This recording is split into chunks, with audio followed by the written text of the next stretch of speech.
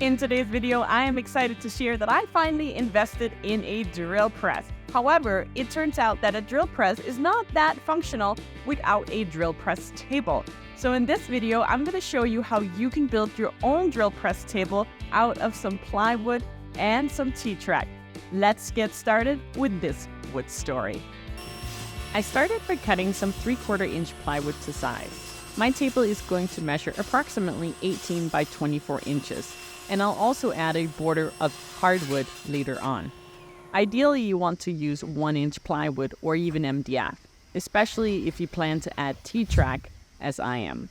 I am planning on routering out some grooves, which will have T-Trak. This is just some leftover T-Trak that I have. I have the new ones coming, hopefully in the mail today. And then I am going to cut out a hole or half circle, which is going to be for the base of the drill press so that I can have a little bit more support all the way through. I am going to cut it a bit shorter just because my drill press is going to be over by the table saw, and if I have it too long, then it's going to interfere when I'm standing at the table saw. So I've cut the board to size, which is the 18 inches. I'm going to wait to cut this out because I want to router down a groove. And if I start by cutting this out first, then I won't have the support for my router to go on. So I'm just going to leave that for the time being.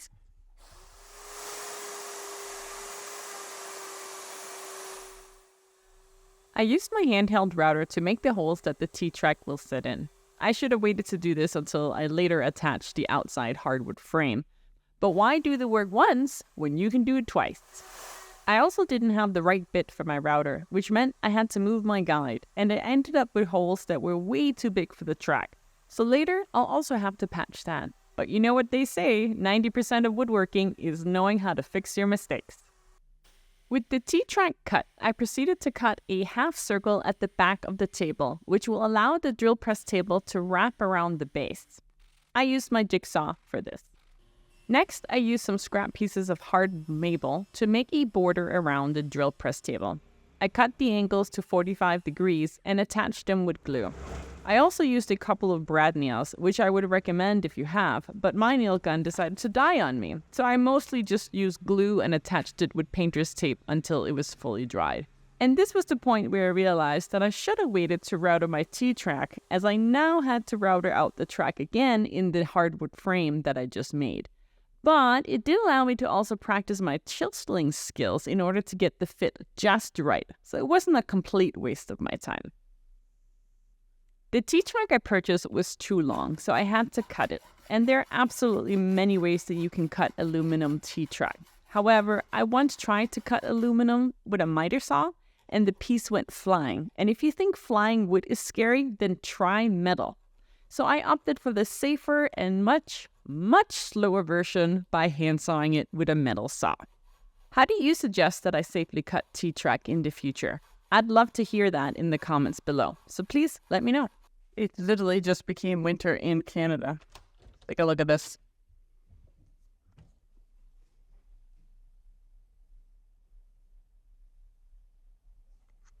I'm heading back to the workshop. It's warmer in here. I sanded the surface of my plywood before attaching the T-Trak with glue and screws. This is when I realized that I ideally should have used 1-inch plywood instead of 3/4, as my screws were going to poke through the bottom. And using smaller screws really isn't an option if I want any kind of grip. And I do want to be able to use my clamps with as much clamp pressure as I need. I still had to fix the gaps left between the T-Trak and the routered edge. I opted to use painter's tape and wood filler and allowed it to fully dry. I'm using painter's tape because I don't want to risk anything getting into the T-Trak because it'll be really hard to remove the wood filler if that gets into it. I am going to make a flexible back fence for my drill press table.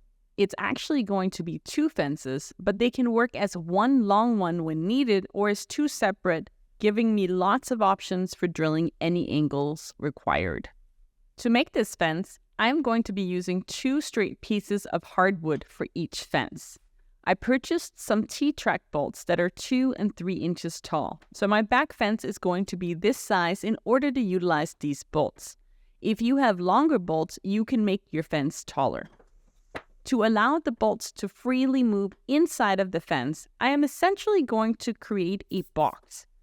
The spacer piece will be exactly 8.5 millimeters as my bolts are 7 millimeters. And this little bit of extra wiggle room will allow the bolts to move freely but without falling out. I also got an opportunity to test out my new drill press table before it was completely done, as I wanted to add a screw to each end of the fence pieces in case the glue doesn't last long term. So this was just a drill hole so that I could add the screw. I wasn't too happy with how my plywood was looking, as when I was sanding off the wood filler, I also ended up removing part of the veneer. So I decided to paint it black. I gave it 2 coats of paint, allowed it to dry for 24 hours, and then I gave it 3 coats of shellac. I love using shellac as it's super durable. It makes the surface nice and smooth and easy to wipe clean. And it should also ensure that the black paint doesn't get on any of my work pieces later on. Or so I hope. The final step was figuring out how to attach my new drill press table to the metal round table that it came with. I didn't want a permanent solution as I still need to adjust the height and be able to tilt the table when required. So being able to quickly take off this drill press table is a must for me. I opted to use 3 blocks of wood. I attached the first one in the very front middle underneath, ensuring that the table was exactly centered. Then I added a spacer piece on each side. I just used glue.